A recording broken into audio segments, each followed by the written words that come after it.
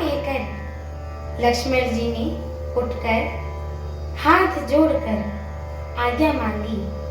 मानिए वीर रस सोते हुए जाग उठे हूँ।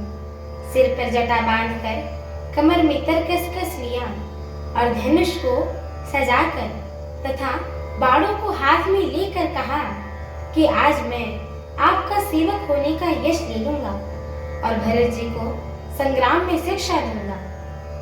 आपके निराधार का फल पाकर दोनों भाई रणशैया पर सोएंगे। अच्छा हुआ जो सारा समाज आकर एकत्रित हो गया है। आज मैं पिछला सब क्रोध प्रकट करूंगा। जैसे सिंह के हाथियों का झुंड कुचाल करके डाल देता है और बाज जैसे लबे को लपेट में ले लेता है, वैसे ही भरत को सेना समेत और छोटे भाई सहित तिरस्कार करके मैदान में पछाड़ डालूंगा।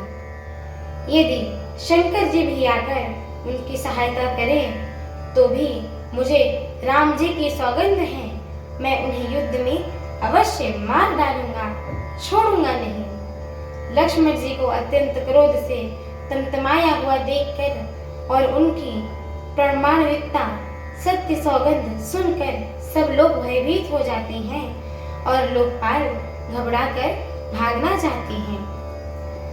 सारा जगत भय में डूब गया है। तब लक्ष्मण जी के अपार बाहुबल की प्रशंसा करती हुई आकाशवाणी हुई कि हे तात, तुम्हारे प्रताप और प्रभाव को कौन कह सकता है और कौन ही जान सकता है।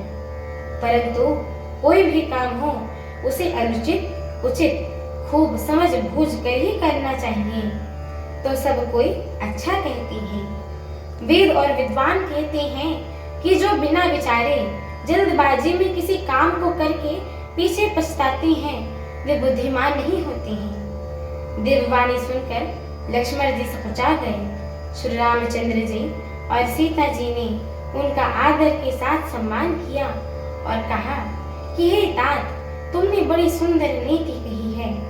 हे भाई, राज्य का मद सबसे कठिन मद है।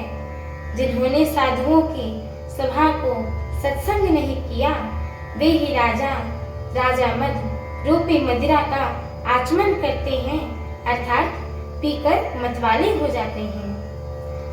हे लक्ष्मण सुनो, भरत सरीखा उत्तम पुरुष ब्रह्मा की सृष्टि में ना तो कहीं सुना गया है और ना ही कहीं देखा गया है।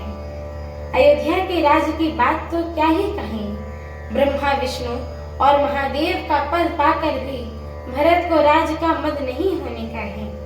क्या कभी कांजी की बूंद से क्षीर समुद्र नष्ट हो सकता है, फट सकता है। हमारी आगे की श्री राम कथा को सुनने के लिए हमारे चैनल को लाइक, शेयर, सब्सक्राइब एवं कमेंट अवश्य करिएगा। एवं आप सभी हरि भक्तों से हम दोनों बहनों का एक छोटा सा निवेदन है कि कृपया आप सभी हमारे श्री रामचरितमानस जी के इस मंगलमय पाठ को पूरा अवश्य सुना करिए, क्योंकि स्वयं परम पूज्यपाद श्रीमद् गोस्वामी तुलसीदास जी महाराज ने कहा है कि जो भी नर नारी, मनुष्य, जीव जंतु एवं पशु पक्षी प्रभु श्री रामचरितमानस जी के इस मंगलमय पाठ को सुनते हैं, गाते हैं, कहते हैं एवं श्रवण करते हैं, उनके जन्म जन्मांतर के सारे पाप नष्ट हो जाते हैं। तो एक बार प्रेम से बोलिए, मर्यादा पुरुषोत्तम प्रभु श्री रामचंद्र की जय हो। जगत जननी माता जानकी की जय हो।